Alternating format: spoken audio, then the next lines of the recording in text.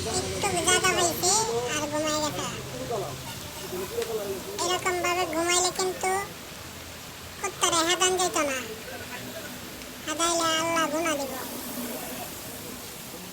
কুত্তা ঘুমাক, কুত্তা কোনো ক্ষতি হতেছে না, ঘুমাক।